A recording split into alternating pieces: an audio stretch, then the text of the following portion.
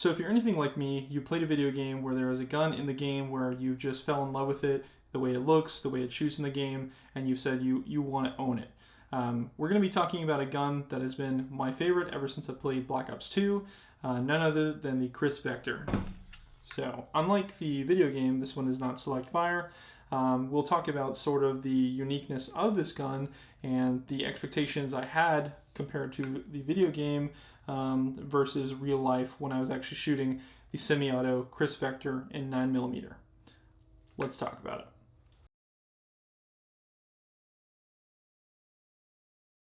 So the Kriss Vector is none other than the most unique gun I've ever held. Obviously there's nothing like it out there. It's very futuristic looking. It looks like it belongs in like Stargate or something like that, right along the lines of the P90.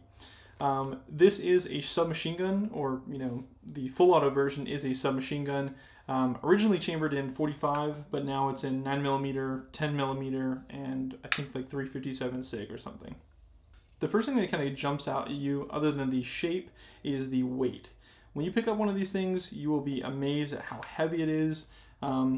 It's a good thing and a bad thing. Good thing is recoil control. Bad thing is, it's heavy for what it is. So in this format, it weighs right around 6 pounds, which is, sort of on par with MP5. It's heavier than the MP5, but yeah, it is not a light gun for a 9mm submachine gun. So where the Kriss Vector sets itself apart is its recoil system. So unlike a 9mm straight blowback, this is actually a 9mm blowback that is actually directed downwards. So we'll talk about the V inertia system in a little bit, and we'll take it apart and look at the insides. But it is a very unique system that actually is recoiling downwards rather than the traditional straight blowback, which is straight into the shooter's shoulder. So that being said, when you shoot this gun, you will notice that it is a very strange recoil impulse. It's sort of delayed like an MP5, but it is really unlike any other thing. When you shoot it, you'll feel it sort of want to go down, and then you'll also feel it want to go back up. So as it's cycling, the bolt is going down into the receiver, and it's going to come up, obviously, to chamber that next round. But the V system, it actually does work. It does what it's supposed to do, but it's just very strange. It's very foreign. If you've never shot one, it's a very unique experience. So let's talk about ergonomics of this thing. So it is out of this world looking, but its ergonomics are fairly straightforward.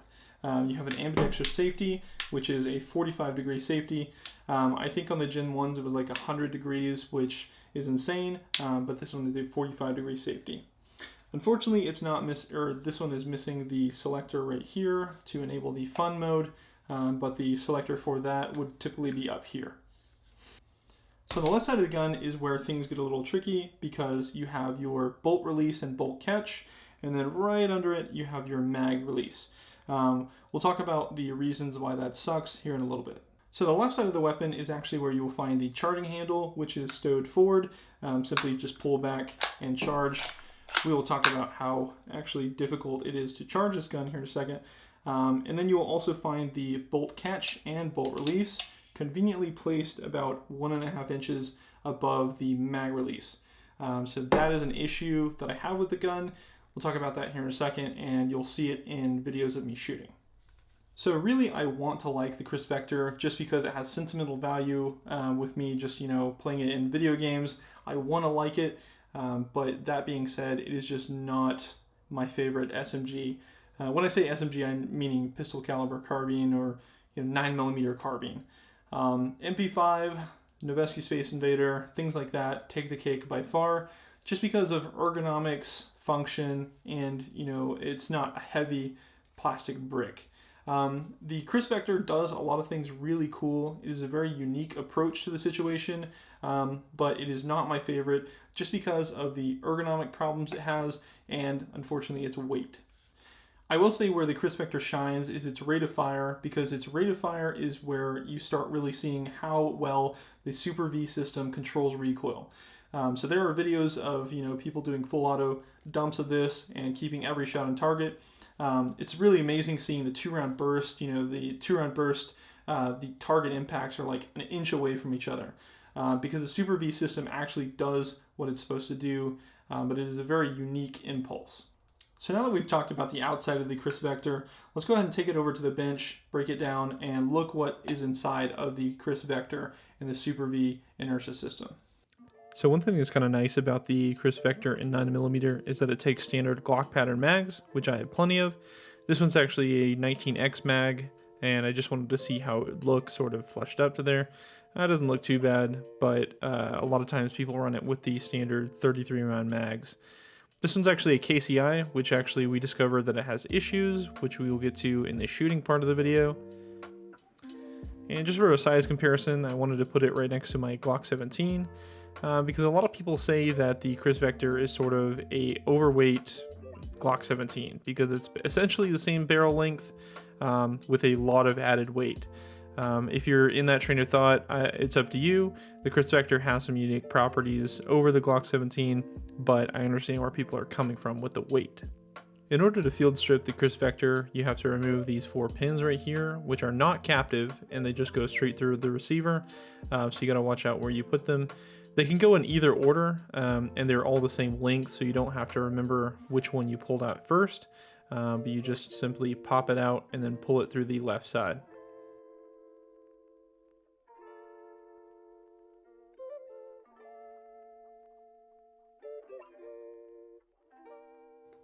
So like I said, none of these pins are in order. You don't have to do them in a particular order, but these 2 pins on the bottom are what's going to retain the Super V inertia system, which is basically the operating components of the gun. So that has the bolt and the bolt carrier and spring system in it. So I'll just pull that out of the bottom, and then you can see the spring, the carrier, and the bolt come out. So the bolt, I'll set that aside, and then we'll go ahead and split the top and the bottom. And you can see that the barrel is attached to the lower, and all of the heavy components are basically on the lower, which is where a lot of the weight is going to be in the gun. So now that we put that aside, let's go ahead and take a closer look at the bolt and the bolt carrier of the vector. So this piece on my right is the bolt of the vector, which actually interfaces with the carrier in this little groove. So you just slide it in and you rotate it, and now it's locked into place.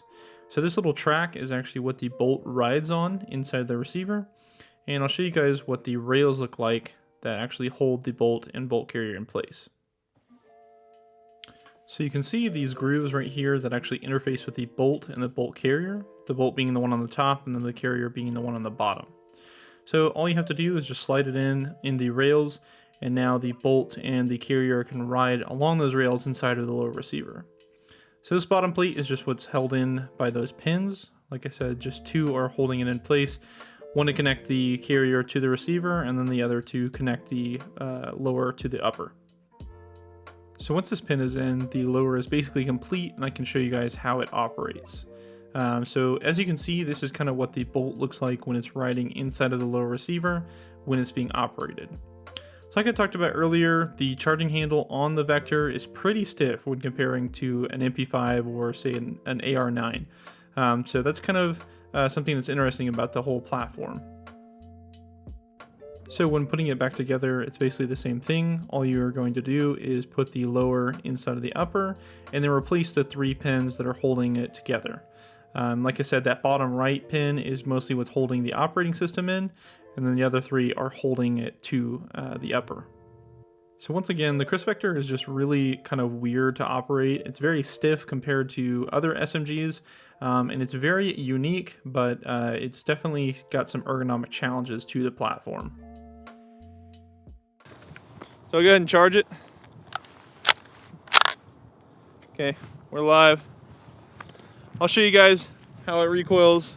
I'm gonna do a couple shots in semi right now.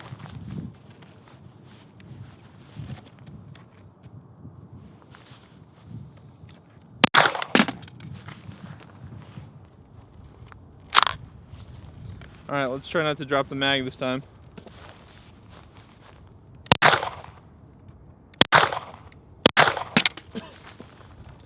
Yeah, it's strange. I'm not even touching the magazine release.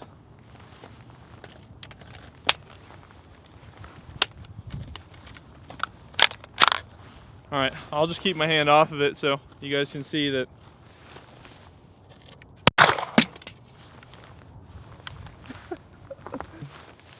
Go Go ahead and just no-hand it.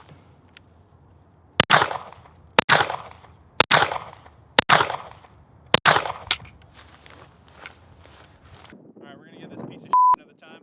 Here we go.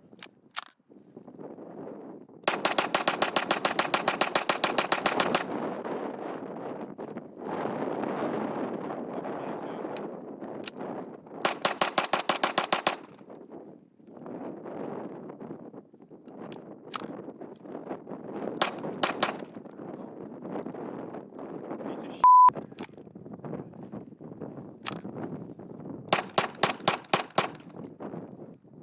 It's terrible. This has been my review on the Kriss Vector. I hope you'll stick around. I post videos every other Friday. I appreciate you guys' support, and like and subscribe for more content. I appreciate it. Thank you.